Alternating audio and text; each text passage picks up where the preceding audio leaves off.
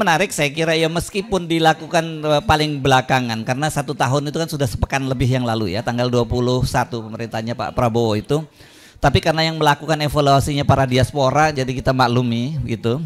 Dan saya yang mengusulkan kita nggak lagi mengulang evaluasi terhadap pemerintahannya Prabowo yang 1 tahun. Saya kira kita lebih fokus apa yang harus dilakukan saja, itu jauh lebih maju ke depan ya, karena kalau evaluasi 1 tahun itu sudah banyak sekali yang melakukan itu. Saya usulkan itu. Sebenarnya saya ingin memulainya dari Profesor Khusus Maliyah, dari sisi karena politik, kedua dari sisi perempuan, keterwakilan perempuan satu-satunya. Tapi tadi Mas Antoni Budiawan minta izin karena mau ada acara lain yang harus dilakukan, karena kita juga tidak mungkin, karena randonnya juga udah meleset kan ya, jadi bukan salahnya Mas Antoni ya. Kalau bikin janji, nah kita menghormati supaya Mas Antoni tetap bisa bicara dengan kita, dan kemudian juga janjinya di tempat lain itu terpenuhi, kita beri kesempatan dulu kepada Mas Antoni Budiawan. Silakan Mas Antoni. Kita batasi ya karena banyaknya, mungkin sekitar 10-an menit maksimal semua ya. Terima kasih Mas Hersu.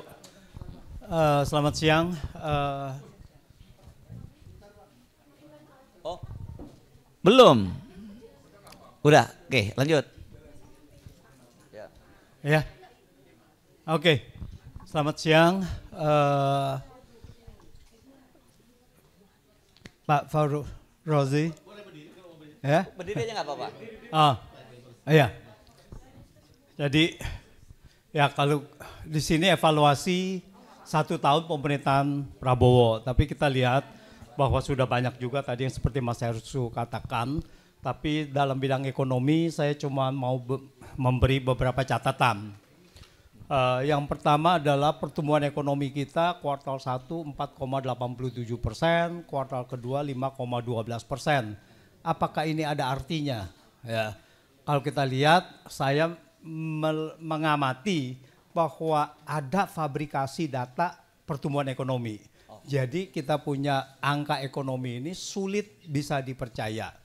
Sebetulnya itu sudah saya pertanyakan dari tahun 2015, 2017 dan sebagainya. Jadi kalau kita bicara prospek ekonomi dengan pertumbuhan ekonomi persentase itu percuma gitu.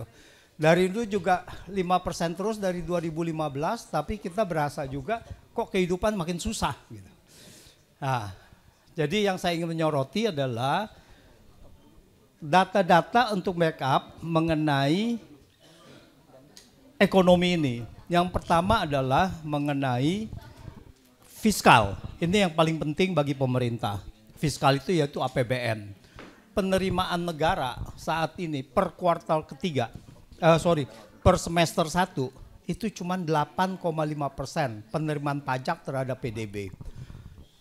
Sedangkan dari penerimaan pajak itu yang sudah drop dari 10%, sudah dari 10% dari tahun 2024 menjadi 8,5%, dan dari situ kita harus bayar bunga 26%.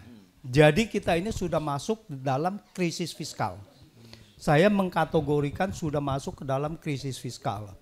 Dan ini sudah terbukti, kalau dulu krisis fiskal bahwa Sri Mulyani itu menaikkan melalui pajak, lalu kemudian mengurangi subsidi dengan menaikkan harga BBM dan sebagainya pada tahun 2022 itu. Sekarang kalau kita lihat, mungkin pemerintahan Prabowo mungkin tidak berani menaikkan pajak, apalagi Purbaya sudah mengatakan kami tidak akan menaikkan pajak. Nah, tapi apa dampaknya? Dampaknya transfer ke daerah dipotong. Ini sudah terjadi, transfer ke daerah drop sekali gitu. Ini menjadi masalah. Kenapa transfer ke daerah dipotong? Ini memicu ketidakpuasan kepada daerah. Nah, karena begini, ini masalah prestasi dari pemerintah pusat. Kenapa bahwa penerimaan pajak itu turun lalu harus dikorbankan daerah? Karena penurunannya ini kepada daerah ini tidak proporsional. Daerah lebih banyak. Nah, kalau daerah lebih banyak artinya pusat tidak mau turun penerimaan pajaknya, penerimaannya untuk belanjanya, tetapi daerah. Nah, sudah ada beberapa gubernur menghadap Menteri Keuangan, lalu dibilang ini bagaimana gitu. Nah, ini kalau sampai turun terus, ini akan menjadi konflik, bisa memicu konflik di daerah karena harus menaikkan pajak, dan kita sudah tahu di Pati pada awal itu Februari awal tahun naik PBB ya, memicu. Nah, sekarang apalagi yang mesti dinaikkan? Nah, ini kalau kita berada di krisis fiskal, kita akan terjadi penurunan ekonomi lebih dalam, tetapi karena ada fabrikasi ekonomi, data ekonomi bisa saja dipertahankan menjadi 5%. Fiskal kita sangat sulit dan moneter juga begitu. Nah, kita punya moneter, kurs rupiah sudah mencapai terhadap dolar 16.000, sempat mencapai 16.800 dari kita punya budget 16.000. 16.800 itu pun harus melalui intervensi terus. Nah, bagaimana intervensinya? Intervensinya melalui utang luar negeri. Melalui utang luar negeri. Jadi utang luar negeri ini sudah digunakan untuk intervensi rupiah. Misalnya, utang luar negeri ini nggak hanya pemerintah saja. Bank Indonesia sudah jadi mesin utang luar negeri lagi. Bank Indonesia dari utangnya 2,7 miliar dolar, 2,8 miliar dolar pada tahun 2019, sekarang ini sudah mencapai pada akhir 2024 28 miliar US dollar. Bayangkan naiknya hampir 10 kali lipat. Utang luar negeri Bank Indonesia. Untuk apa Bank Indonesia utang dalam dolar? Bank Indonesia tidak berbisnis. Jadi utang ini adalah untuk membela rupiah. Jadi rupiah kita ini sudah sangat tergantung dari intervensi karena kita punya transaksi berjalan dan sebagainya, itu defisit. Nah, di tengah kesulitan kita punya fiskal dan kita punya moneter, ini banyak sekali pengeluaran-pengeluaran pemerintah harus ditanggung yang dari 10 tahun terakhir ini yang utangnya sangat besar sekali, ugal-ugalan, salah satunya WUS. Nah, jadi sekarang WUS ini sudah mencuat kepada permukaan, sudah menjadi masalah nasional. Siapa yang mau menanggung? Bunganya saja sudah tidak terbayar. Siapa yang mau menanggung ini? Nah, sampai Presiden mengatakan, coba Menteri Keuangan, Menko Perekonomian, dan Danantara, coba tolong cari solusi. Ini belum sampai kita ke cicilan. Jadi ini sudah sangat serius. Nah, khususnya WUS ini, kita tidak boleh menangani ini melalui uang negara. Karena perlu diingat, WUS ini adalah B2B.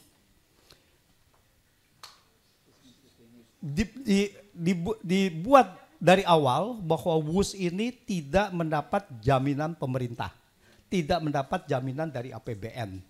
Karena Jepang minta jaminan dari awal, maka Jepang dikalahkan. Karena minta jaminan. Oleh karena itu, jaminan dari APBN ini menjadi key decision factor. Menjadi satu yang tidak boleh dilanggar lagi. Karena kalau itu menjadi jaminan pemerintah, harusnya Jepang menang. Kalau Jepang menang, kalau kita hari ini melalui Jepang, kita ini tidak ada kesulitan keuangan. Karena bunga dari Jepang, kita bayar setiap tahunnya dengan kurs yang sekarang 16.300, cuma 75 miliar dolar setahun bunganya. WUS berapa? 2 triliun. Sudah lebih kalau sekarang dengan kurs yang sekarang itu lebih. Karena bunga itu kan 2% yang bunga yang awal. Bunga cost overrun-nya kan 3,4%. Iya, udah saya hitung itu semuanya menjadi 120 juta US dollar, itu kurang lebih menjadi 2 triliun dengan 16.300. Tentu aja dengan 16.500 yang 16.600 sekarang. 16.600 udah lebih dari itu, makanya saya katakan 16.300. Jadi kita masalah di WUS ini adalah karena kita tidak bisa bayar bunganya 2 triliun. Kalau kita dengan Jepang kita cuma bayar 75 miliar. 75 miliar itu rupiah ini ya? Sangat rupiah. Oh. Udah dalam rupiah 75 miliar dengan 2 triliun. Nah, inilah yang membuat masalah ini. Jadi bagaimana ini harus ditangani? Jadi ini tidak boleh lagi kita menang. Itu belum termasuk dugaan markup ya. Karena saya melihat ini ada dugaan markup. Jadi ini suatu decision kriteria yang harus ditaati, tidak boleh pakai uang negara. Lalu ditanya bagaimana solusinya? Ya solusinya B2B. Kalau tidak bisa bayar di B2B, Anda negosiasi. Lalu ada yang mengatakan, oh kami sudah negosiasi dengan pihak China. Itu apa? Dari 40 tahun ke 60 tahun. Ini kan yang negosiasi ini kan menunjukkan satu kebodohan yang luar biasa. Karena apa? Karena kita belum bayar cicilan. Apa yang mau dibundurin gitu kan? Nah jadi itu. Jadi kita belum bayar cicilan, negosiasi, restrukturisasi, memperpanjang cicilan itu tidak ada gunanya. Yang harus dinegosiasi adalah turunkan suku bunga. Turunkan suku bunga. Perlu dicatat, semakin kita memperpanjang negosiasi, 40 tahun menjadi 60 tahun, semakin besar kerugian negara. Karena bunganya semakin panjang. Nah, dan pertanyaannya apakah 60 tahun yang akan datang teknologinya masih bisa dipakai itu? Ya. Kan nggak bisa lagi. Ya, relatif dipakai bisa, tapi ya mungkin maintenance-nya juga makin mahal. Ya. Jadi gitu, jadi ini yang menjadi satu permasalahan serius dengan kita punya fiskal yang semakin sulit dan ini. Dan kalau kita lihat ini, saya kemarin bicara sama beberapa orang, lalu kemudian juga dibilang, wah kita harus bangga dengan adanya WUS. Kita harus bangga, kita ini satu-satunya di Asia Tenggara. Lalu saya katakan begitu, apa yang kita mesti banggakan? Setiap orang yang punya duit, setiap orang yang nekat utang pasti bisa punya WUS.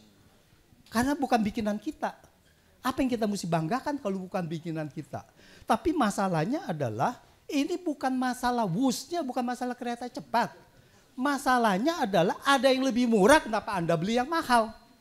That is the problem gitu kan. Kenapa ada yang lebih murah, kenapa Anda beli yang mahal? Ini bukan masalah. Kalau ada Shinkansen pun, yang Jepang tetap aja kita juga sama bangganya, sama cepatnya 350 km. Nah jadi ini harus diusut sebelum ini menjadi beban negara dan di sini ada dugaan-dugaan markup, dugaan-dugaan korupsi dengan nilai begitu tinggi, maka saya mengusulkan untuk aparat hukum, penegak hukum dan KPK turun untuk memberikan keadilan bagi rakyat, bagi masyarakat. Saya rasa begitu. Terima kasih. Terima kasih Mas Antoni Budiawan. Kita izinkan beliau untuk meninggalkan tempat ya, karena supaya memenuhi janjinya yang lain. Ya, silakan. Oke, kita sekarang akan lihat dari sisi politik dulu ya. Kita persilakan Profesor Husnul Umar ya. Sama dengan yang lain, waktunya kita beri waktu 10 menit ya Prof ya. Kapan lagi ini bisa ngatur-ngatur Profesor ya? Bismillahirrahmanirrahim. Assalamualaikum warahmatullahi wabarakatuh. Hasil survei tadi menarik kayak gitu ya, sebagai fungsi kontrol dari civil society, demokrasi itu adalah civil and political liberties. Pandangan saya terhadap what can I do, what can we do, atau bagaimana apa yang harus dilakukan oleh rezim PSGR, jadi PSGR gitu ya. Gibran. Ya, makanya PSGR kayak gitu kan. Duduk. Nah, ini kan konsepnya kan dari mulai selection, ya itu kita sebut sebagai recruitment, election, dan kita dari tadi pagi bicara tentang delivery. Post election, what can I do, what can we do, apa yang harus dilakukan, amanat apa yang dilakukan. Lah saya tadi pagi mau ngomong apa, ketemulah buku ini, Paradoks Indonesia. Ini yang kemudian, ini dramanya di sini nih. Bagaimana waktu 2019 buku ini kan dikutip habis oleh PS. Nah apakah hari ini dia melakukan langkah-langkah tahap-tahap yang nantinya menyelesaikan masalah tantangan dari buku Paradoks Indonesia ini. Apa saja itu di dalam konteks membangun kesadaran nasional, penguasaan kekayaan negara. Kalau dalam konteks buku ini dulu data yang lama 49% kekayaan dikuasai oleh 1% penduduk. 72% tanah dikuasai oleh 1% penduduk. Dan yang itu juga. Nah Dari dulu selalu bicara tentang demokrasi dikuasai oleh pemodal. Ya, jadi para bandar, 9 naga, makanya selalu disebut sebagai unholy alliances, persekongkolan jahat di dalam konteks itu antara elit birokrasi dan elit politik dan elit bisnis ekonomi. Pemimpinnya sold out. Nah, sekarang partai politiknya di mana? Sama saja juga di dalam konteks itu. Nah, bagaimana strategi mencegah tragedi itu? Tragedi dicegah, tapi potensi kekayaan kita masih dijajah. Saya baru pulang dari Ternate, melihat bagaimana kenapa itu yang namanya istri calon gubernur bisa menggantikan.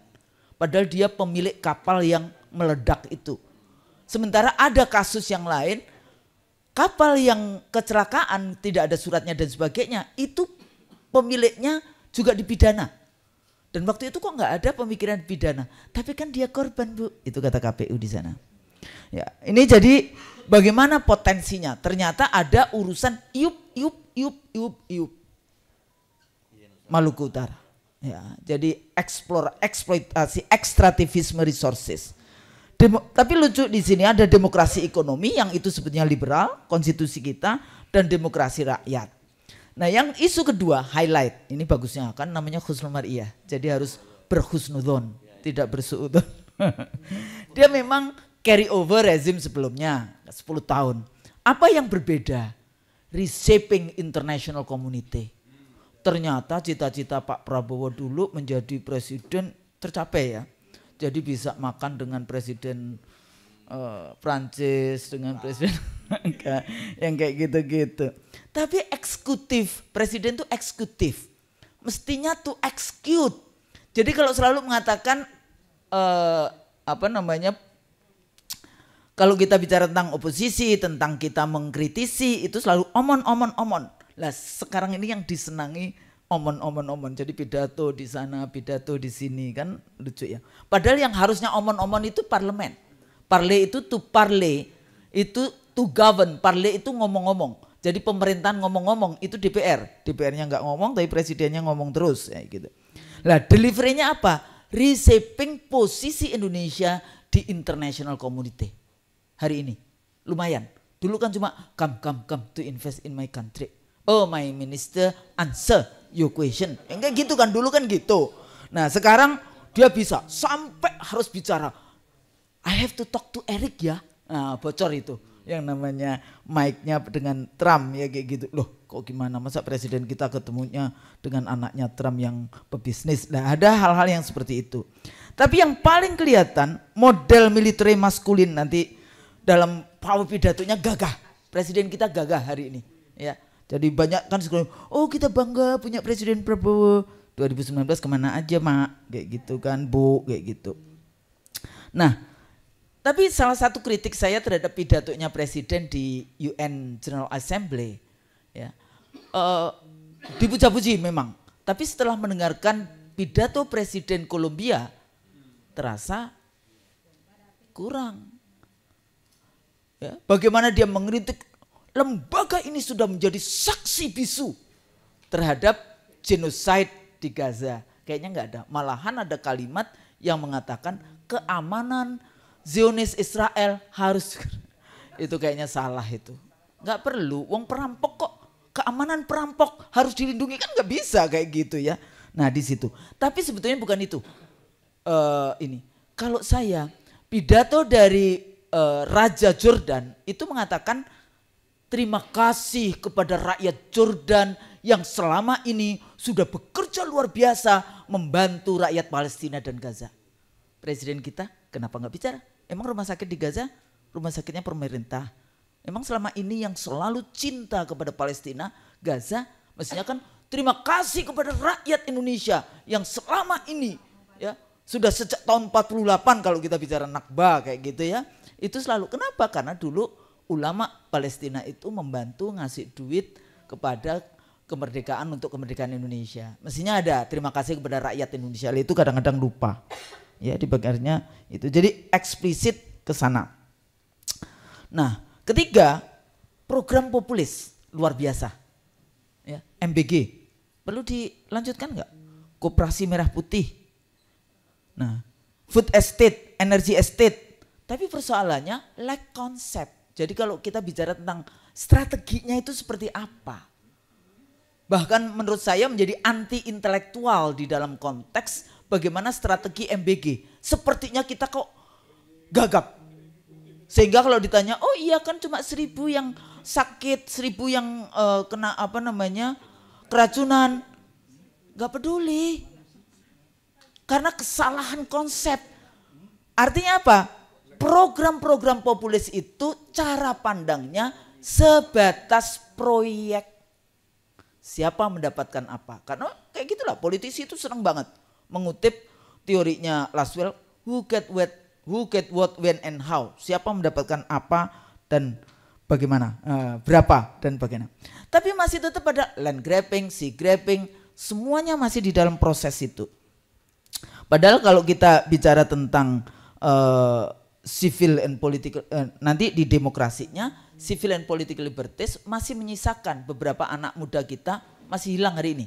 Muhammadiyah sedang mengurus, membantu mencari karena ada yang 1 bulan masih hilang dan sebagainya. Nanti nama-namanya bisa, saya pikir itu sudah menjadi rahasia umum. Tapi posisinya di LHKP Pak Busro itu sedang bekerja untuk itu.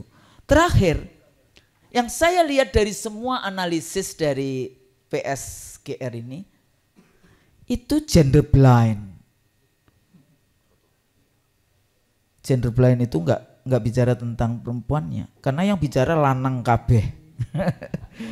Jadi isu stunting, KDRT, violence against women, anak-anak SMP minta dikawinkan karena penggunaan internet, kematian ibu melahirkan, kematian anak melahirkan, ya.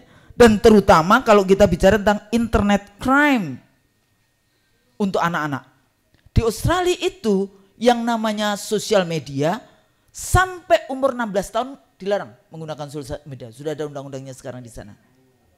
Australia, ya, penggunaan. Dan sekarang internet crime ini bagi anak-anak ini luar biasa di dalam konteks itu. Larinya ke pinjol, judol, pornografi. Nah itu. Yang satu lagi, sejauh mana penyelesaian masalah penyintas.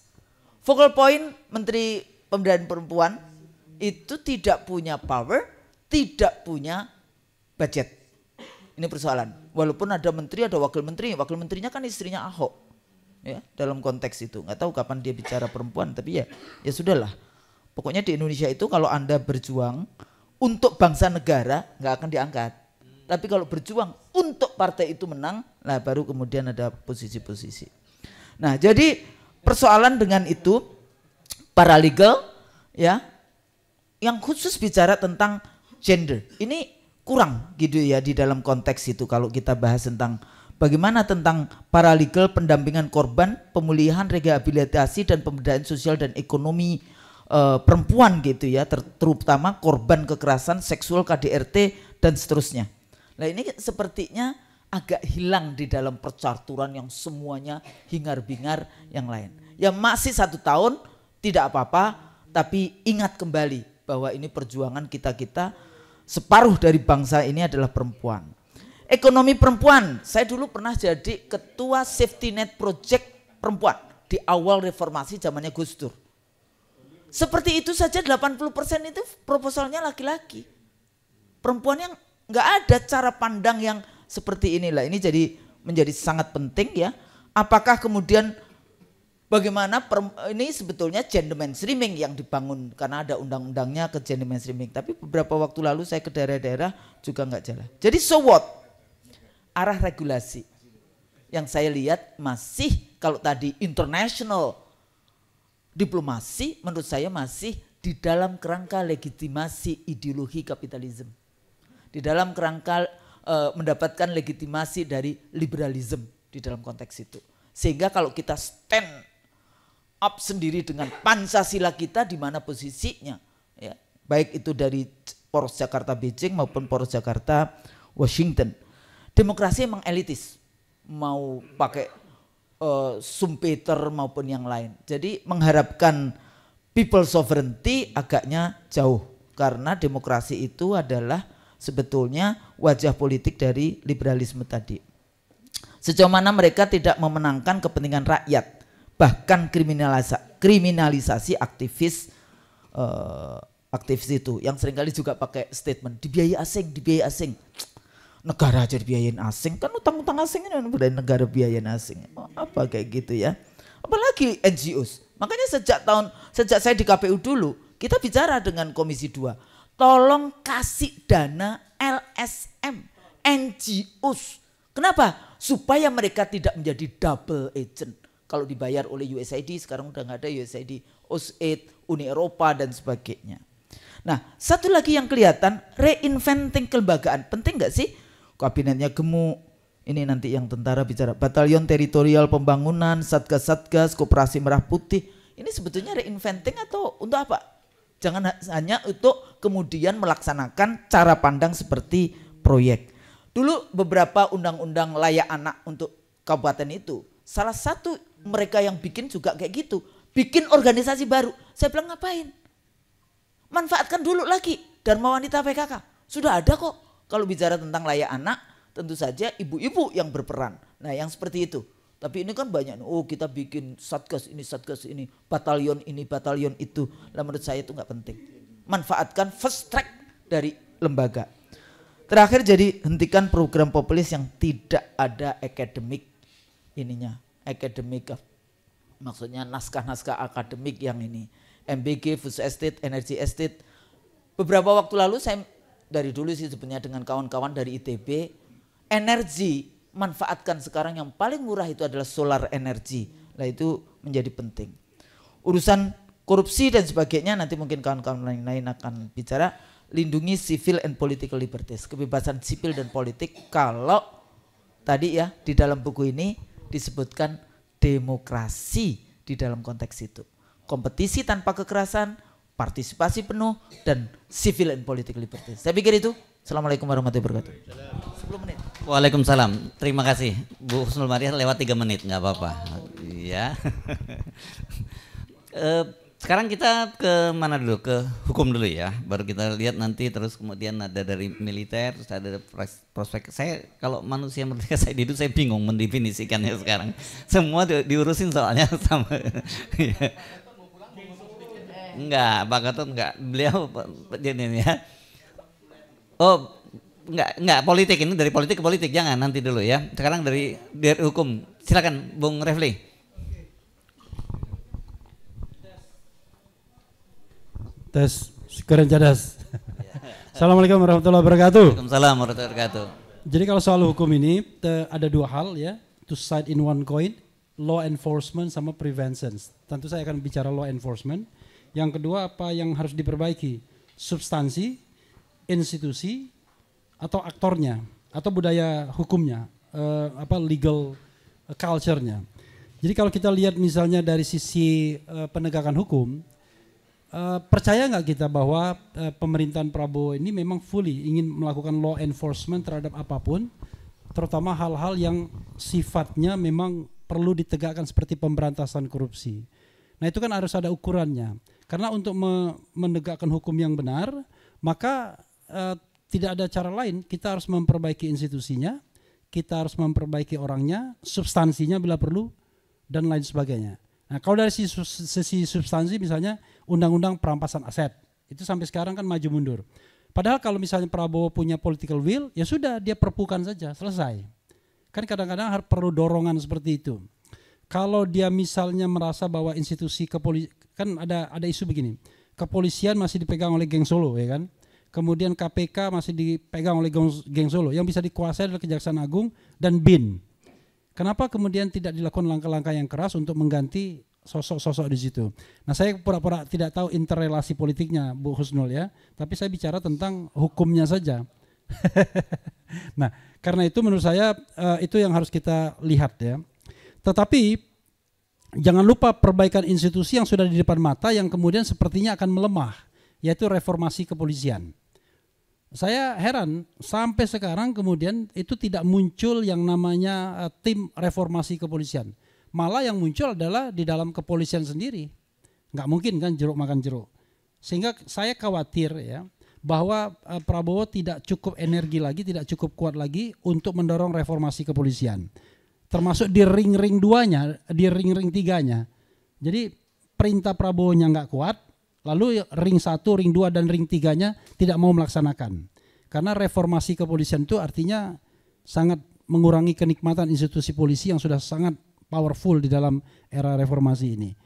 Saya menganggap bahwa berapa kali saya katakan kan Prabowo muncul dari sebuah sistem pemilu yang korup, comberan. Tapi saya berharap dia jadi unenlightened leader, menjadi pemimpin yang tercerahkan. Tapi faktanya adalah 1 tahun ini saya belum melihat bahwa Prabowo adalah pemimpin yang tercerahkan, enlightened leader. Kita masuk ke dalam kasus konkret misalnya, kasus Kang Rizal, ijazah palsu. Itu kan sudah sampai pada pintu gerbang yang kejelasan sebenarnya. Dengan dikeluarkannya salinan ijazah KPU Solo, KPU DKI dan KPU Pusat, itu sudah mengkonfirmasi bahwa apa yang dilakukan RRT, Roy Rismond dan Dr. Tifa, itu benar bahwa ijazah itu palsu. Kan dengan berbagai metode, dengan pangkalan datanya adalah foto Jokowi yang ada kumisnya, ada kacamata dan lain sebagainya, Roy Suryo dan teman-teman berkesimpulan 99,99% itu palsu. Nah sekarang ada bukti baru bahwa itulah yang memang yang didaftarkan ke KPU Solo, ke KPU DKI dan ke KPU Nasional. Jadi tidak ada tidak ada keraguan lagi. Saya sedang mendorong Forum Purnawiran TNI untuk melaporkan ini kepada Bareskrim bahwa ada bukti-bukti baru, ada fakta-fakta baru. Jadi tidak hanya mempertanyakan perkembangan kasus, tapi melaporkan itu. Konon katanya sudah bersedia, cuman saya harus lihat lagi mereka mau mempertanyakan atau melaporkan. Beda. Kalau mempertanyakan ya nanti dijawab, tapi kalau laporan harus ditindaklanjuti karena ini betul-betul sebuah fakta baru. Nanti Kang Rizal sama-sama kita dorong mereka untuk diingatkan. Lalu soal yang lain juga kalau kita bicara mengenai hukum yang berkenaan dengan politik, kan selalu ada isu-isu mengenai ketidakjelasan misalnya ijazah Gibran. Padahal mekanisme hukum tata negara sudah bisa disediakan. Kalau memang ada hal seperti itu, DPR kan bisa bertindak untuk membuat inquiry tim inquiry-nya untuk melakukan proses penyelidikan berupa hak angket. Nah ini secara politik memang sulit, tapi kan saya bicara jalan hukumnya dulu, sehingga nanti ada kejelasan. Roy Suryo hari ini ke Sydney kemarin untuk melihat apakah betul-betul Gibran Raka Buming Raka itu adalah lulusan dari UTS Insert, tetapi yang harus kita pahami adalah dua data antara KPU dan Setnek itu berbeda. Dan ini aneh, karena ini adalah data dari institusi yang sangat representatif untuk calon wakil presiden, yaitu KPU, dan untuk wakil presiden adalah Setnek. Kok bisa beda datanya? Karena di Setnek itu UTS Insert itu ditaruh di terakhir 2007-2010 seolah-olah Gibran itu pasca sarjana. Seolah-olah. Karena ditaruh setelah S1. Sementara di KPU itu disetarakan cuma SMA saja, itu pun questionable. Karena ternyata dianggap setara dengan kelas 12.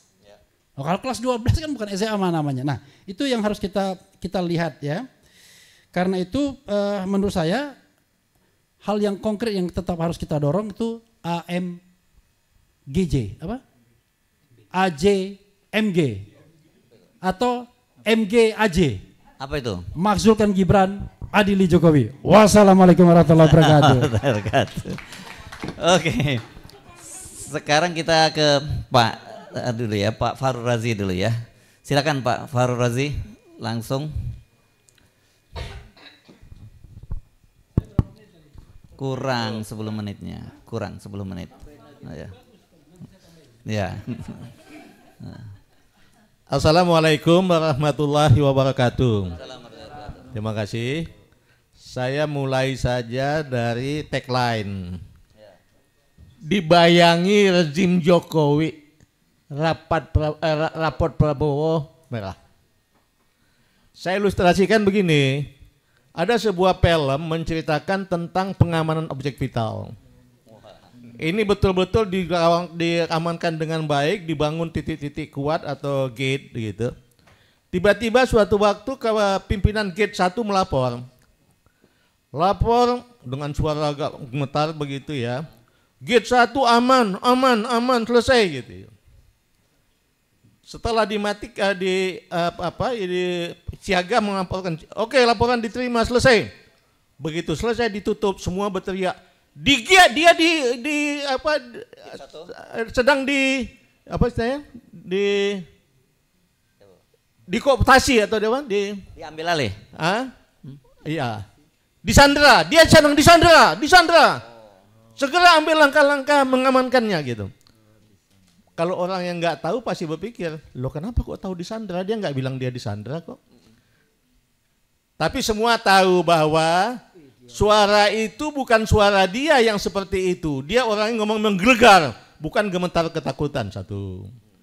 Kemudian kedua, dia itu mestinya melapor tiap jam ganjil. Ini kok bukan jam ganjil dia lapor. Ketiga, format laporan nggak seperti itu. Format laporan mestinya gate 1 dalam keadaan aman, ulangi. Gate 1 dalam keadaan aman, selesai. Jadi tanpa dia bilang dia disandra, semua orang sudah tahu dia disandra, segera mengambil langkah-langkah pengamanan. Karena tidak sebiasa apa yang dia tampilkan. Begitu juga kami melihat Prabowo. Mohon maaf ya. Tiba-tiba dia salaman dengan Pak Jokowi seperti orang ketakutan, hampir cium tangan, hampir ya, mungkin tidak sampai cium tangan. Tiba-tiba memuji Pak Jokowi berselangit dengan terima kasih Pak Jokowi, terima kasih, ngambil nyanyi-nyanyi. Bukan tipenya Prabowo itu. Kemudian setelah itu juga melakukan upaya-upaya gerakan-gerakan yang mestinya dia lakukan tidak berani dia lakukan. Bukan Prabowo itu. Prabowo tidak seperti itu. Prabowo bukan penjilat. Menghadapi pimpinan tingkat tinggi saja, pimpinan negara lain dia dengan tegar, suara dengan badan tegak, bukan dengan menunduk-nunduk. Sehingga kita katakan Prabowo disandra. Kita harus melakukan sesuatu untuk membebaskan dia dari penyanderaan itu. Itulah kemudian dilakukan oleh FPP TNI. Apa yang terjadi? Disandra oleh siapa? Kita yakini saja bahwa disandra oleh sebuah kesepakatan yang kita tidak tahu apa bunyi kesepakatannya. Tapi perlu kita ingatkan Pak Prabowo, Pak, satu, sebagaimana yang pernah saya sampaikan. Bapak enggak utang budi kepada Jokowi, Pak. Jokowi yang utang budi ke Bapak. Karena dia cawe-cawe memenangkan Bapak bukan karena dia sayang sama Bapak, tapi karena dia mau titip anaknya jadi wakil presiden. Kedua Pak, menurut Islam, agamanya Bapak dan Bapak kan Islam yang taat meskipun pengetahuan agama sama aja dengan kita mungkin ya. Tapi dia Islam yang taat. Bahwa menurut Islam, menepati kesepakatan janji itu adalah mutlak harus dilakukan. Tapi kalau kesepakatan atau janji itu membawa kemudaratan, kemudian berlawanan dengan syariah, maka tidak boleh dilakukan. Mungkin pada saat Bapak membuat kesepakatan, Bapak belum tahu bagaimana Pak Jokowi, mungkin Bapak tahu mungkin bohongnya sedikit, padahal setelah Bapak ketemu lama Bapak tahu bahwa bohongnya luar biasa banyaknya. Mungkin sebelum pada saat Bapak buat kesepakatan, Bapak tahunya ada korupsi sedikit. Tapi kan belakangan Bapak bilang ternyata setelah melihat korupsi di Indonesia saya lihat sangat-sangat dahsyat, apa gitu istilah dia ya. Kalau gitu kesepakatan nggak perlu apa ikuti lagi Pak. Itu sudah melanggar syariah, membawa kemudaratan. Mestinya Bapak kembali kepada tampilan Bapak yang sungguhnya sebagai seorang Prabowo. Bagaimana membawa bangsa ini mengatasi hal yang sangat tidak baik-baik saja di Indonesia ini. Namanya sudah terangkat di internasional karena Bapak banyak melakukan pendekatan-pendekatan. Tapi di Indonesia tolong dibenahi Pak. Lupakan saja kesepakatan-kesepakatan yang jelek itu, yang betul-betul akan menjerumuskan Bapak dan menjerumuskan bangsa ini. Karena itu membawa kemudaratan dan juga berlawanan dengan syariah. Itu tolong Bapak pegang Pak. Terima kasih. Assalamualaikum warahmatullahi wabarakatuh. Waalaikumsalam warahmatullahi wabarakatuh. Iya. Perpaduan antara jenderal dengan menteri agama. Jadi yang pertama tadi adalah strategi pemahaman secara operasi militernya. Yang kedua ditutup dengan tausiah dari Pak Fahrul Razi ya. Oke. Iya. Periodenya lupa, zamannya Pak Jokowi, pokoknya menteri agamanya juga ya. Oke, Bang Saidi dulu. Nanti setelah itu kita panggil Puang Saidi dulu dan habis itu Puang Mulyadi dulu. Iya. Sama apa Bugis jangan saling mendahului ya. Assalamualaikum warahmatullahi wabarakatuh. Saya hanya mengingat kembali tadi bahwa kita harus sadar reformasi 98 hasilnya adalah menyerahkan kekuasaan kepada oligarki. Itu hasil reformasi 98. Bisa kita berdiskusi tapi faktanya itulah. Oligarki sudah menguasai hukum, mengendalikan partai politik, mengambil sumber daya alam, dan semua sudah dikendalikan, LSM juga dikendalikan. Itulah hasil reformasi. Dan saya pikir aktivis 98 harus sekali-sekali mengakui kesalahan ini. Kan sekarang sekarang mereka yang berhasil menghidupkan pengadilan negara, padahal mereka lah yang menyerahkan negara ini ke oligarki. Itu yang pertama. Dan ini yang harus jadi agenda Prabowo. Dan saya pikir Bu Husnul tadi sudah menyatakan bahwa di buku Paradoks Prabowo itu sebenarnya. Ya. Oh, saya agak hafal udah. Tapi masih lebih hafal ayat-ayat penting di Quran lah. Nah, ini saya ingin menceritakan Pak Prabowo tadi kan banyak sekali nih.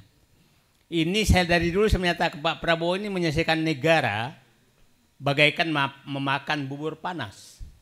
Karena ada ininya otaknya Rambo, hatinya Rinto. Sehingga memakan bubur panas. Tapi di 4 agenda bubur panas yang dia makan, saya katakan 1 pemberantasan korupsi, 2 pengambilan sumber daya alam, 3 adalah mengendalikan oligarki, 4 adalah memberantas geng SOP, Solo Oligarki Parcok. Nah, problemnya ini yang 3-tiganya saya lihat ini masih dimakan. Yang bisa jadi basi, menjadi bubur basi adalah tentang reformasi Parcok. Itu bisa jadi bubur basi. Dimakan keracunan, tidak dimakan busuk.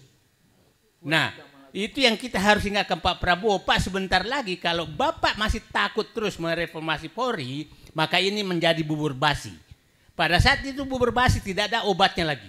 Karena Bapak makan keracunan, mau dibuang juga ada karena dia berkuasa susah sekali. Nah, itu yang kita harus ingatkan Pak Prabowo, dan saya bisa menduga bahwa memang ada kendala besar terhadap reformasi Polri ini. Betapa semangatnya beliau, tapi setelah Kapolri membentuk tim reformasi Polri yang harinya sama, tanggalnya sama, 17 September, terus Pak Jokowi datang tanggal 4 Oktober di Kertanegara, langsung kayaknya bubur itu dilarang dimakan oleh berdua ini. Dan kelihatannya Pak Prabowo juga sendok yang mau disiapkan untuk memakan itu Ahmad Doviri, hilang tuh sendoknya, nggak tahu di mana sekarang. Nah, ya, jadi bubur panas ini bisa basi nih. Nah, itu yang kita harus ingatkan Pak Prabowo. Kalau ini basi, maka kepercayaan semua tadi itu harapan. Tadi kan hanya 52% yang menganggap bahwa masih ada harapan. Itu langsung bisa anjlok. Bisa anjlok jauh sekali. Nah, kemudian jadi tentang bubur panas, bubur basi ini, saya bilang reformasi Polri ini bubur basi. Kita mau bisa jadi bubur basi. Ya, saya terinspirasi ceritanya Bung Edi Mulyadi. Jadi ada 4 parcok yang ngobrol di restoran. Parcok pertama menyatakan, jangan sampailah kita direformasi dibawa kementerian atau lembaga. Itu yang paling dia takutkan. Parcok kedua ngomong, udahlah, nggak usah takut. Kita kan memenangkan Prabowo. Nggak mungkin lah Pak Prabowo melakukan menyingkirkan kita. Itu parcok kedua. Parcok ketiga menyatakan, iya, tapi kan kita 2 kali mengalahkan dia. Ini parcok ketiga. 2 kali mengalahkan dia 2014, 2019. Nah, Parcok keempat, udah bubar-bubar, bahaya nih katanya. Nah itulah kira-kira gambaran cerita 4 parcok tentang perannya terhadap Prabowo. Nah ini yang harus diingat di ini terus. Siapa tahu cerita itu benar. Cerita benar. Jadi Pak Prabowo kalau mendengarkan 4 parcok ini, harusnya Pak Prabowo mendengarkan parcok ketiga. Oke, lu kalah menangkan saya sekali, tapi lu kan ngalahkan gua 2 kali. Ya kan? Nah, itu yang harus. Jadi Pak Prabowo harus mencari parcok ketiga itu. Dan saya pikir parcok ketiga itu masih ada. Nah, jangan juga parcok keempat, karena bubar dia kembali ke Trunojoyo melapor, Pak begini kejadiannya. Nah, itulah kira-kira cara. Nah, kalau Pak Prabowo tidak lagi berani mencari sendok memakan bubur parcok, saya nyebutkan parcok bukan polisi loh Pak ya. Ya, parcok itulah oknum yang memanfaatkan polisi, tapi bisa juga polisi, oknum tapi. Nah, memanfaatkan itu untuk apa namanya? Untuk memenangkan kekuasaan, dan itu fakta. Jadi saya katakan sederhana kok. Kalau saya kan nggak mungkin disuruh menginginkan parcok, sederhana. 1, polisi, mereformasi polisi. 1, bebaskan polisi dari parcok. 2, hentikan kegiatan parcok sebagai termul. Itu aja. Sederhana ini, jangan terlalu berpikir idealis. Ya, itu saja yang. Nah, posisi perannya aja itu, hentikan polisi dari, bersihkan polisi dari parcok. Ya kalau Kapolrinya juga memang parcok, ya apa boleh buat gitu kan. Ya, nah itu kira-kira di sana. Terakhir saya menyatakan, sepertinya kalau Pak Prabowo masih melakukan 3 agenda utama, dan tadi jangan membuang sendok untuk memakan oligarki, karena begini, pemberantasan korupsi itu pasti akan menyinggung Solo, jadi akan mati sendiri, nggak usah disinggung. Kemudian pengambilan sumber daya alam itu juga akan mengurangi kekuatan, karena oligarki ada di situ. Oligarki apalagi. Nah, terakhir saya cerita bagaimana sebenarnya sumber daya alam itu betul-betul dihabisi. Saya mau cerita tentang timah. Timah itu kita jaya zaman Belanda, jaya sekali. Kemudian diambil alih Orde Lama, Orde Baru, itu muncul penyelundupan yang besar. 45 sampai 77. Tahun 77, Pak Harto menugaskan Sudomo sebagai Pangkop Kaptip untuk melakukan operasi militer di sekitar Bangka. Bangka saat itu tambang masih di darat. Dan itu berhasil. Itu 90-an, itu timah neracanya hampir sama dengan Pertamina. Kekuatan keuangannya timah karena menutupi pertambangan. Apa namanya? Tidak ada ilegal. 98 bubar semua.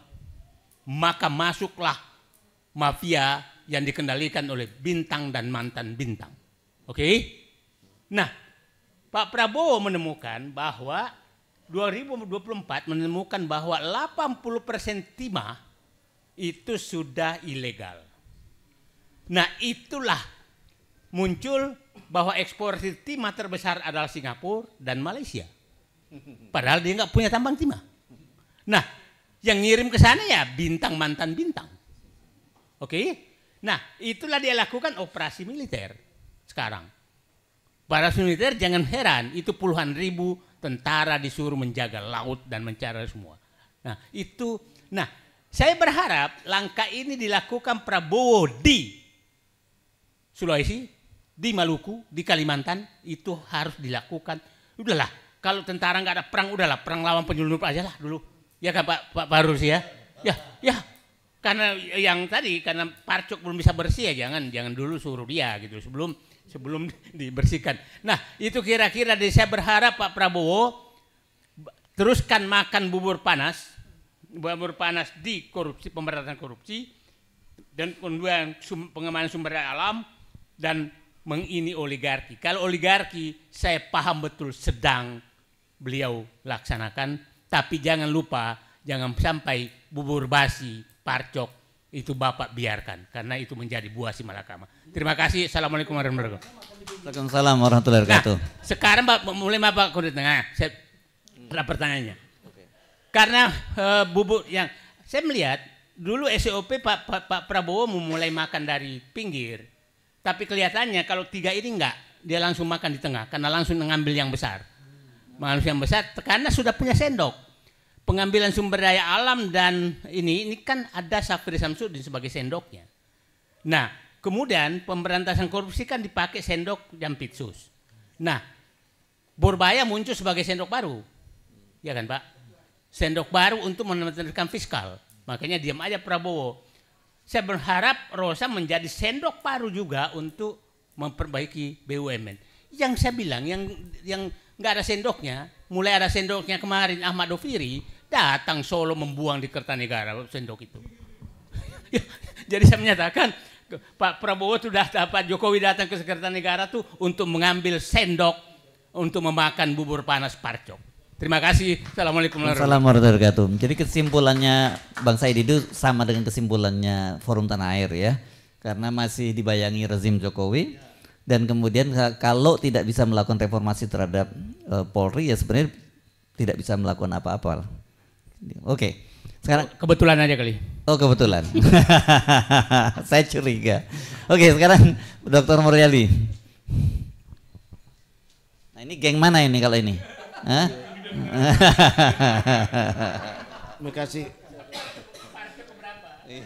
Terima kasih banyak Bang Hersu, Bapak Ibu yang saya muliakan terutama di luar negeri, yang berdomisili di luar negeri, semoga sehat selalu. Saya bertambah semangat ya karena justru dari ya orang kita bangsa Indonesia yang berada di luar negeri yang ikut mengawasi ya kekuasaan ini, penyelenggaraan pemerintahan ini. Jadi kita tidak bisa mengatakan bahwa tidak ada pihak yang menaruh perhatian. Justru saudara-saudara kita yang banyak mengambil peran. Saya jangan sampai dalam negeri menganggap hal ini biasa-biasa saja. Di awal itu saya pernah katakan begini, Jokowi itu adalah presiden terburuk yang pernah dikirim neraka ke bumi. Ya. Mulai ini, mulai. Ada yang dengan pernyataan saya itu ada 2 video yang dibuat untuk mengklarifikasi, men-TO saya, jadikan daftar pencarian orang DPO. Itu ada 2 video yang dibuat itu. Tapi sebenarnya bukan itu yang saya tahu konsekuensinya, saya tahu risikonya. Cuma ada yang bertanya, apa neraka ini neraka betulan? Saya bilang tidak. Sama dengan yang dibuat, buku yang dibuat itu Armada Hantu. Itu bukan Armada Hantu. Itu operasi intelijen yang dibuat dalam bentuk novel. Oh, Ghost Flight ya. Kira-kira gitu. Nah, sama dengan ini. Jadi Jokowi itu adalah hasil operasi intelijen tingkat tinggi. Jadi para penghuni neraka membuat skenario mengirim orang terburuk. Itulah Jokowi. Sebenarnya ya yang saya mau katakan. Nah, jadi memang agak berat ya. Pertanyaan saya ingin bahas dulu nih. Karena kan sudah beberapa hari ini, beberapa minggu ini di televisi, di media itu sudah banyak kegiatan untuk mengevaluasi rezim kita ya. Rezimnya Pak Prabowo. Ya sekedar tadi saya termasuk hasil evaluasi ini saya ikuti betul itu sampai akhir. Saya ingin memberikan legitimasi akademik bahwa hasilnya itu sebenarnya benar. Dalam teori politik untuk mengukur keberhasilan suatu rezim itu ada 7 indikatornya. Ya, yang pertama itu kita harus lihat kapabilitas responsifnya. Sejauh mana apakah rezim politik itu merespon aspirasi-aspirasi politik yang penting. Ya kan? Kalau dia tidak merespon itu, misalnya ada tuntutan reformasi Polri, bahwa dia tidak tuntut, itu tidak bisa dianggap berhasil. Ya, jadi saya tidak usah bulas satu-satu ya, karena di semua media para pakar hasil pengawatannya benar. Saya cuma memberikan legitimasi akademik bahwa apa yang dilakukan itu hasilnya itu benar, bisa dipertanggungjawabkan secara akademik. Artinya kalau dibawa ke kampus itu mendapat tidak ada penolakan itu, tidak ada resistensi. Yang kedua adalah kapabilitas regulatif. Ini Mbak, apakah rezim itu yang mampu membuat orang patuh sama aturan? Ya tentu yang kalau dia melanggar hukum ya sikat, hajar, enggak usah ampuni. Ya kan? Makanya itu yang selalu itu teriak penegakan hukum itu. Nah, itu salah satu.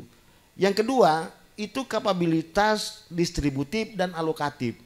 Apakah sumber daya yang tersedia itu yang hebat-hebat itu dipakai oleh rezim? Yang pintar-pintar itu rezim memakainya. Ya kalau yang dipakai bodoh-bodoh ya itu tubuh tidak berhasil itu. Itu kapabilitas alokatif itu. Apakah orang miskin memiliki jatah gitu kan? Itu ada alokasi, karena itu kebijakan diambil tadi ini harus menjawab, mencegah jangan sampai ada muncul begini. Kalau kamu harus kaya, kenapa kami mesti miskin? Kalau mau kaya, kaya aja, tapi jangan buat kami miskin. Nah, itulah gunanya ada rezim itu tadi.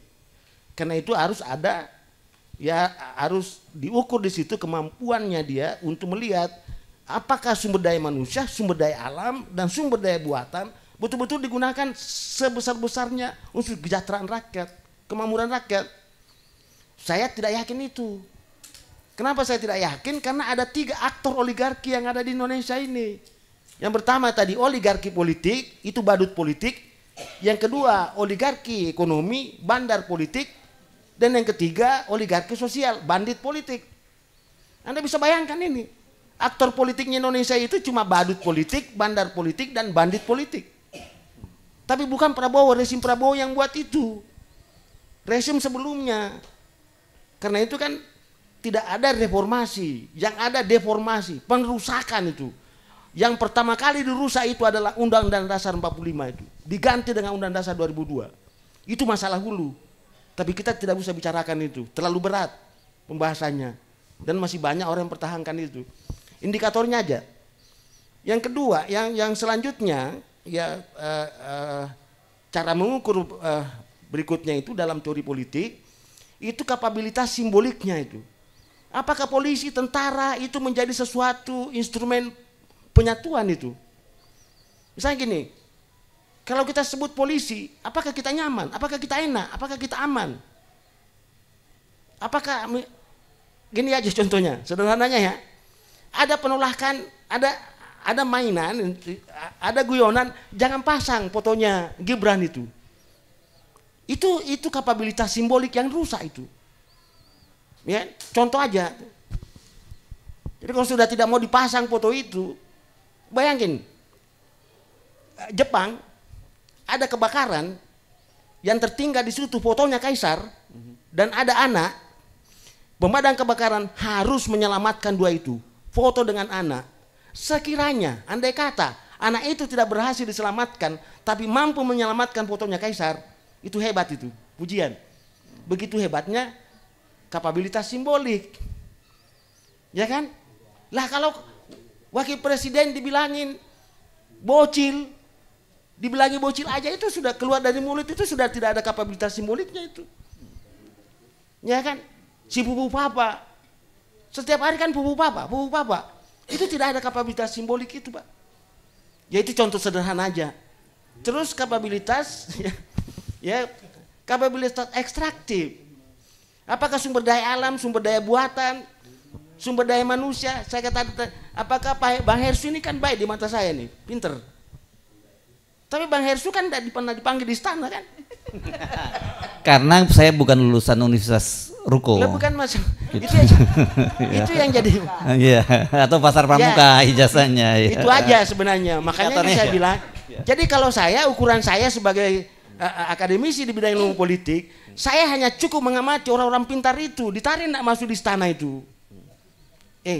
Presiden Amerika, lawan politiknya waktu kampanye, dibilangi you monyet.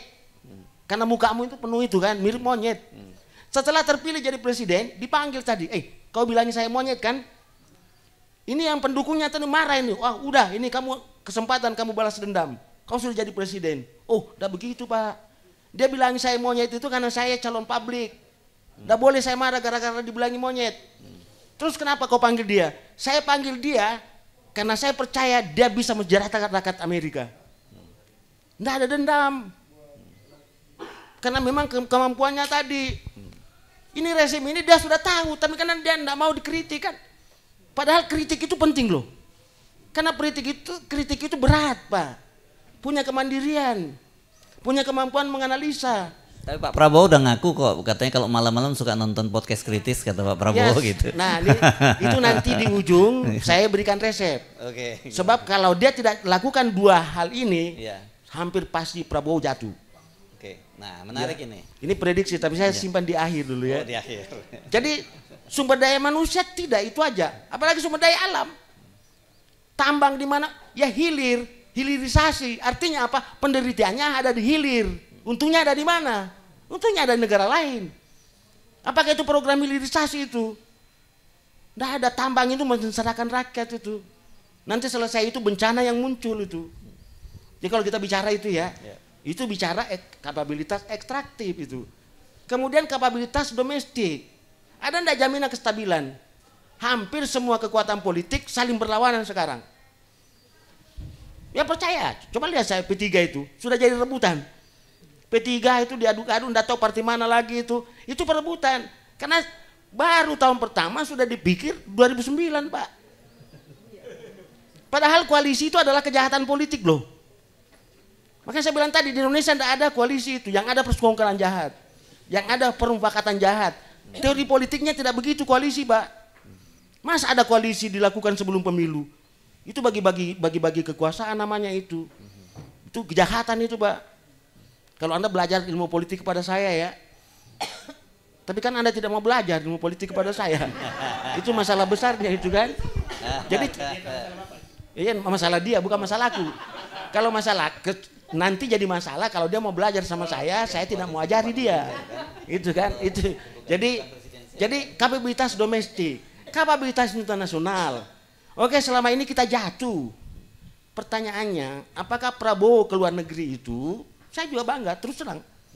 Saya melihat presiden saya itu dia mampu memulihkan harga diri saya sebagai bangsa Indonesia itu. Saya puji Pak Anu itu. Cuma satu pertanyaan saya sebagai akademisi. Itu diplomasi. Itu bukan internasional. Itu ada kepentingan nasional. Mampu enggak memenangkan kepentingan nasional kita?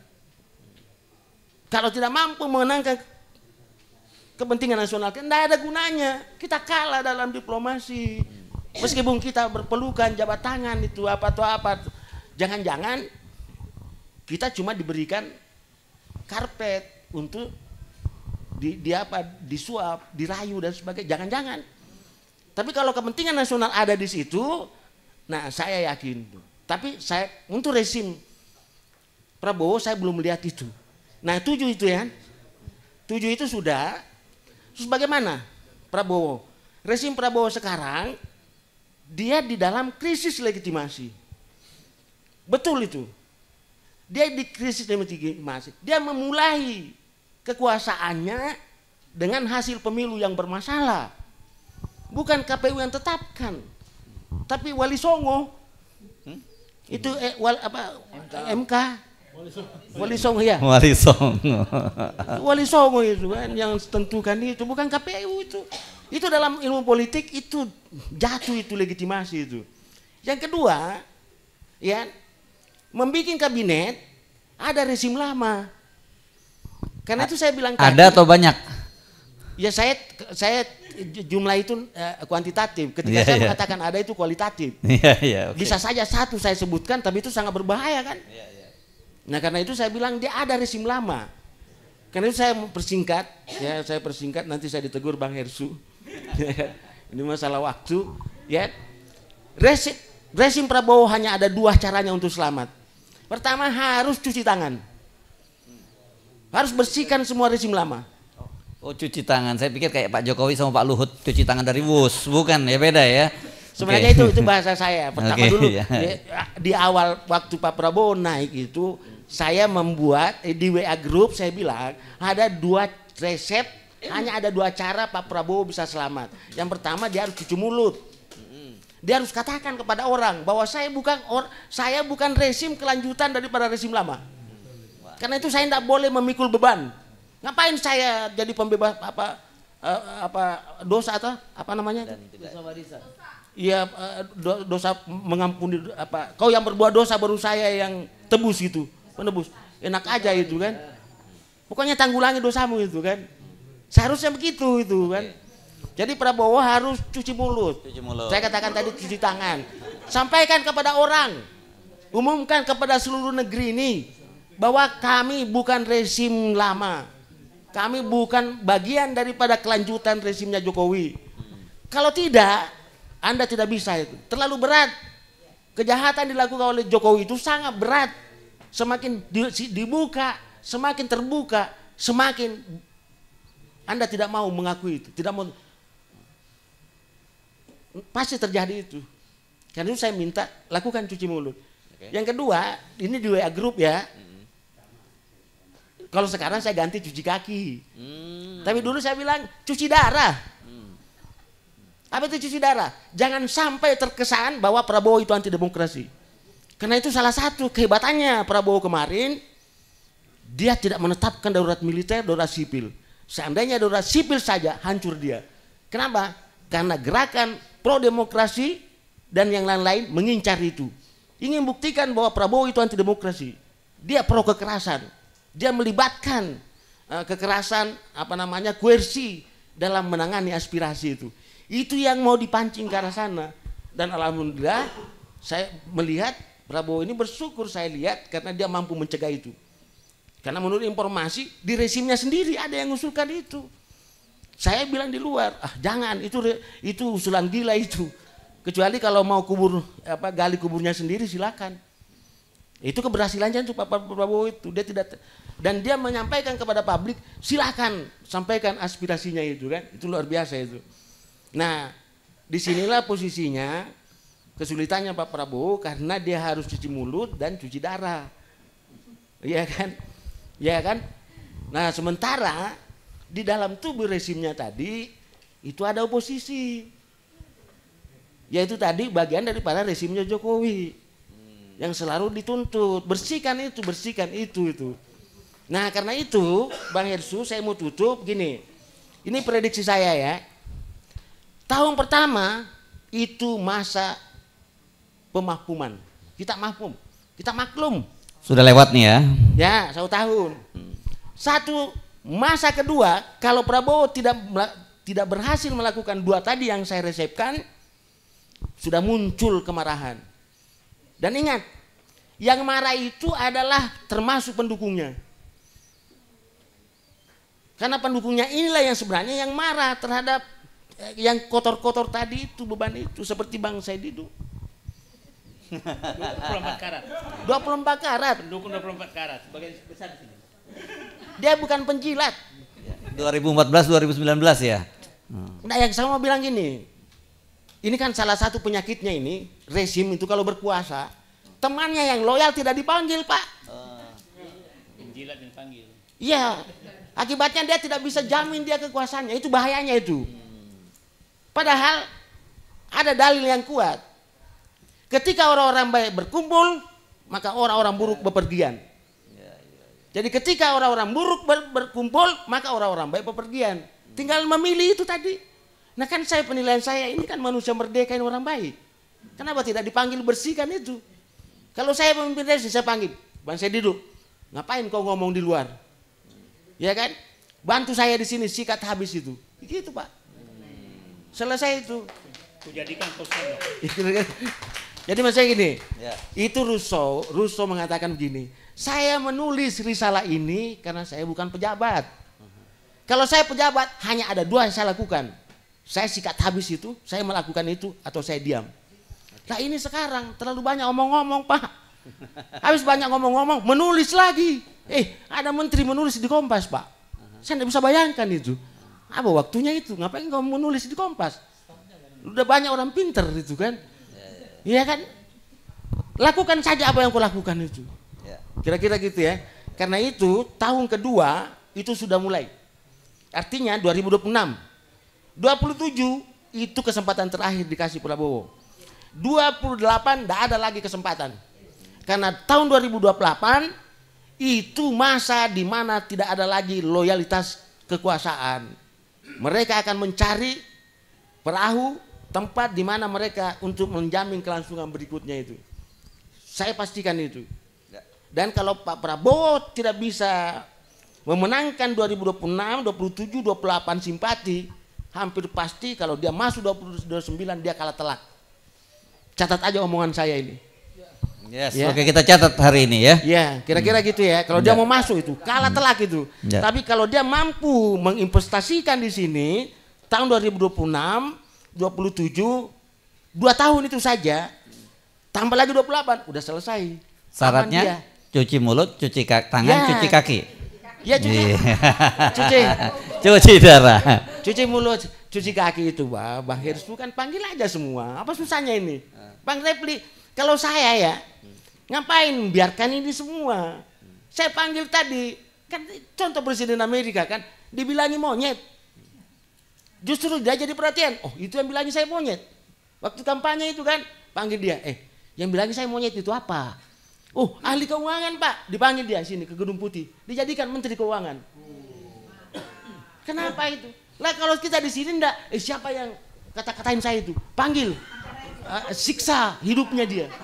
Siksa masa depannya. Itu kan pejabat jahat itu Pak. Karena Oke. itu kepentingan pribadi, bukan kepentingan publik itu. Mantap. Jadi kalau Pak Prabowo, saran saya, siapa yang paling banyak keras suaranya panggil ke istana. Oke, kita catat Pak Mulyadi segera panggil ke istana. Ya. Kecuali saya ya. Iya. Kalau saya dipanggil tidak ada yang mengajar di kampus. Ya gitu. Oke. Makasih Bang. Ya. Assalamualaikum warahmatullahi wabarakatuh. Waalaikumsalam warahmatullahi wabarakatuh. Oke, saya nggak akan buka tanya jawab ya, tapi karena waktunya kita juga sudah molor terlampau jauh dari jadwalnya, tapi saya kira ini paket lengkap tadi ini ada berapa? Ada 6 orang pembicara ya, udah cukup paket lengkap dan jadi panduan. Kita tinggal buktikan aja nih nujum-nujumnya terwujud atau tidak nanti. Terima kasih banyak kepada Profesor Dr. Husnul Maria. Ini salah satu ini kita supaya nggak bias gender juga gitu ya. Oh gender blind, wah lebih serem kalau bias saja masih ini gender blind itu lebih serem lagi ya. Dengan Jenderal Farul Rozi, kemudian Jenderal ini bukan Jenderal ini Refli Harun, iya, terus manusia Merdeka Said Didu dan juga Bang Mulyadi. Ini kalau ada geng Solo ada geng Mas Antoni saudara. Ini ada geng Sulsel di ujung sana ya. Memang lagi rame geng Sulsel, ini belum ada yang mulai ngeramein aja, tapi iya Sulawesi. Nah, itu dia. Sama-sama geng Solo ya, satu geng Solo, yang satu geng Sulawesi. Sampai ketemu lagi. Saya Hersman Arif mengucapkan terima kasih. Assalamualaikum warahmatullahi wabarakatuh. Apa? Oke. Oh, ada jumpa pers bersama dengan Pak Gatot Nurmantio juga. Ya, silakan. Forum Tanah Air ini adalah forum diaspora Indonesia yang ada di 21 negara di 5 benua ya, di 5 benua di 21 negara. Dan hadir bersama kita juga ini Dewan Pembina dari Forum Tanah Air Pak Gatot Nurmantio dan juga ada Ketua Harian Mas Doni dan Pak Safril gitu ya. Oke, tentu ada hal-hal yang ingin nanti teman-teman boleh nanyakan, tapi ada beberapa hal yang ingin disampaikan juga dulu. Siapa dulu Pak Gatot langsung atau Mas Doni dulu? Langsung Pak Gatot dulu. Ya, monggo. Apa? Enggak, Mas Doni dulu dong menyampaikan, nanti baru Pak Gatot menambahkan ya sebagai. Baik, terima kasih kawan-kawan semua. Hari ini telah kita selesaikan acara rutin, acara yang sudah kita siapkan untuk mengevaluasi satu tahun kinerja Prabowo. Yang kami melihatnya setelah tadi para tokoh-tokoh melihat ada 2 perspektif, ada 2 pandangan, itu yang membuat kaya, itu yang membuat lebih dinamis di FTA, Forum Tanah Air. Ada yang berpendapat masih mempunyai harapan, ada yang masih sudah memberikan nilai merah, rapot merah, ada yang masih berharap sungguh-sungguh agar pemerintahan ini menjalankan dengan baik. Di sini kami dengan ada pembina, penasihat Bapak Gatot Nurmantio akan memberikan arahan atau memberikan sepatah kata atau 2 kata atau memberikan pandangannya. Terima kasih.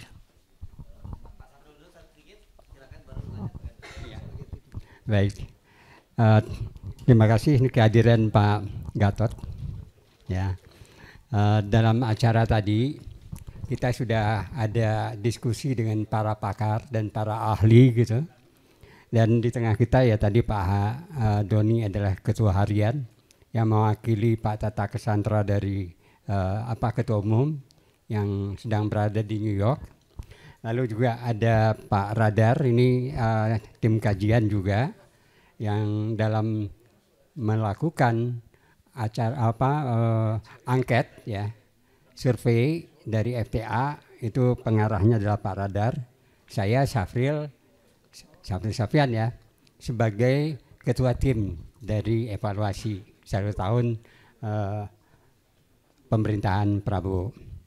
Lalu di samping itu ada juga Pak Medi ya.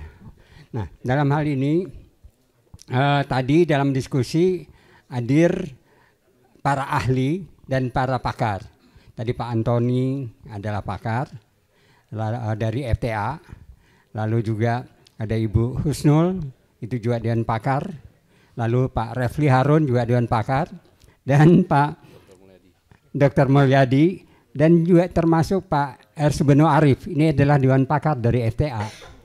Lalu para ahlinya ada Pak Rizal Fadilah ini yang juga hadir, dan juga para ahli tadi yang hadir lagi tadi Pak, saya lupa Ibu Nur Hayati, ya, Bu Nur Hayati, Profesor Nur Hayati, ya itu kita laksanakan dari pagi sampai dengan siang ini, dan dari penjelasan dan diskusi atau pendalaman itu ada kesesuaian dengan hasil angket yang dilakukan oleh tim evaluasi. Saya sebagai koordinator berterima kasih sekali, dan tentunya seperti yang ada di layar, dibayangi rejim Jokowi, rapor Prabowo masih merah. Tadi data-data kita sudah uraikan bagaimana gandolan daripada Jokowi dan anaknya Gibran yang kebetulan menjadi wakil presiden. Ini menjadi gandolan yang mengikat kakinya Prabowo. Tentu kalau untuk lepas landas supaya Prabowo punya sayapnya lengkap gitu, sayap yang sebelah ini harus dia buang, ya, supaya ya harapan kita pada tahun kedua ini ada kenaikan rapor. Karena rapor yang sekarang ini cuma 5,5, naik 0,5 dari rapor waktu FTA melakukan angket pada satu semester. Sekarang menjadi 5,5 pada 1 tahun ini. Dan kajian-kajian kita tadi persis. Barangkali kalau dilihat tadi banyak sekali hambatan-hambatan yang menggandoli Prabowo sebagai presiden. Saya kira itu tambahannya Pak Ersu. Langsung Pak Prabowo atau Pak Radar? Langsung Pak Joko. Silakan Pak. Assalamualaikum warahmatullahi wabarakatuh. Terima kasih. Mohon maaf saya tadi tidak ikut dari pertama karena saya di Bandung ada acara pernikahan putra-putrinya teman saya sehingga terlambat. Tapi saya menyimak semuanya, bahwa saya hanya menyampaikan saja bahwa apa yang dilakukan oleh Forum Tanah Air ini adalah suatu hal yang positif. Mengapa positif? Karena Forum Tanah Air ada forum diaspora, yaitu warga negara Republik Indonesia yang tinggal di luar negeri, berkarya di luar negeri. Sehingga evaluasi tadi yang disimpulkan tadi merupakan pengkayaan. Karena mereka melihat kinerja pemerintahan yang dipimpin oleh Pak Prabowo ini dari kacamata persepsi mereka dibandingkan dengan negara yang mereka berdomisili. Jadi pengkayaan ini yang, jadi ini semuanya disampaikan karena kecintaan mereka terhadap negara Kesatuan Republik Indonesia ini, dan tentu karena punya harapan bahwa negara ini semakin hari semakin maju. Adapun yang menilai merah, yang menilai baik itu adalah variabel, ya, variabel yang tentunya ini ibaratnya kita memberikan cermin yang nyata kepada pemerintah dalam hal ini Presiden untuk bisa mengevaluasi dan memperkaya apa yang dilakukan. Banyak yang sudah dilakukan, tetapi memang negara ini kan multi kompleks ya. Multi kompleks sehingga kalau satu yang diutamakan tentu mengorbankan yang lainnya ada lagi. Itu suatu hal yang biasa, makanya pandangan-pandangan inilah yang memperkaya. Tapi saya menaruh hormat dan bangga walaupun diaspora ini tinggal di luar negeri, berkarya di sana, tetapi kecintaan terhadap negara ini sangat luar biasa dengan bentuknya forum ini, tentunya menggunakan perwakilan-perwakilan mereka yang ada di Indonesia seperti Pak Doni, Pak Safir, Pak Radar, Bang Hesu dan sebagainya. Dan kita juga sudah menyimak dari pakar-pakar mulai dari Profesor Refli Harun, Profesor Nur Hayati, Profesor Kusdul, ada Pak Fahru Roji, bahkan Pak Said Didu. Itu reformasi Polri seperti makan bubur basi. Sebenarnya kalau melihat memang dia setuju nggak direformasi, iya kan? Karena kalau direformasi berarti makan bubur basi dong gitu kan. Nah ini perlu diperjelas lagi tuh Pak Musad itu. Gitu. Nah, ini hanya sekedar jok-jok saja. Jadi pengkayaan ini saya pikir suatu hal yang positif sehingga masyarakat bisa mengetahui semuanya bahwa mereka juga punya saudara-saudara kita yang di luar negeri sangat mencintai negara ini dengan sungguh-sungguh dan mau meluangkan waktu dan pikiran untuk mereka masih menghasilkan yang terbaik. Saya pikir saya tidak punya kapasitas lagi untuk menjelaskan lagi karena sudah sangat lengkap sekali dengan pakar-pakar yang ada. Saya pikir itu aja, Pak Hersu. Terima kasih. Ada pertanyaan untuk Bang Gatot? Oke, kalau nggak ada pertanyaan, cukup. Terima kasih teman-teman. Assalamualaikum warahmatullahi wabarakatuh.